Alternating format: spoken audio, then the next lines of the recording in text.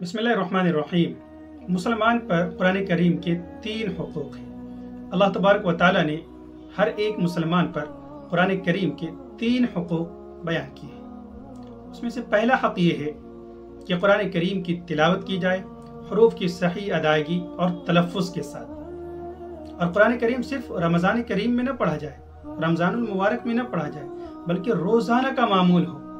एक पारा हो या इसी तरह आधा पारा भी ना हो पाए तो पाव पारा ही सही। इसी तरह टाइमिंग में 1 घंटा, आधा घंटा ना हो पाए तो 20 मिनट ही सही, 10 मिनट ही सही, 2 पेज ही सही, लेकिन रोजाना का मामूल हो कि कुरान करीम की तिलावत की जाए। ये तो पहला हक हो गया। और कुरान करीम का जो दूसरा हक है वो ये है कि कुरान करीम को समझने की भी कोशिश करें।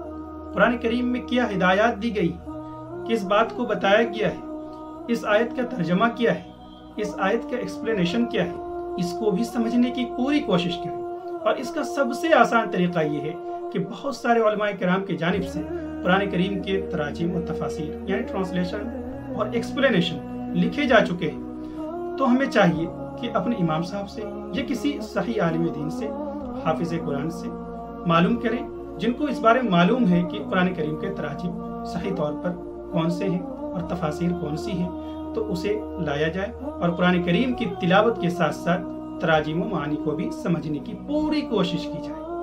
और तीसरा हक कुरान करीम का ये है कि अल्लाह तबारक व तआला ने कुरान करीम में जो हिदायत दी है हमें, उसको अपनी जिंदगी में नाफिज किया जाए और उस पर 100% अमल किया जाए। यानी कुरान करीम में ये बताया गया है कि नमाज कायम करो, ज़कात अदा करो, रोज़ा, रमज़ान का दिन है तो रोज़ा रखो। इसी तरह से हुकूक क्या है, वालिदैन के हुकूक क्या है, औलाद के हुकूक क्या है, शौहर के हुकूक क्या है, बीवी के हुकूक क्या है, तलाक के मसाइल क्या है, ये सारे के सारे मसाइल हमें कहाँ मिलेंगे? कुरान करीम में। और कब ये मालूम होगा? जब हम इनकी तराजिम व तफासीर, ट्रांसलेशन एंड एक्सप्लेनेशन को पढ़ेंगे। तो जब ये सब सारी चीज़ें हम जान चुके हैं तो इसके बाद इन तीनों हुकूक को हम पर लाजिम है कि अदा करें और सही तौर पर अदा करें। वस्सलामु अलैकुम व रहमतुल्लाह।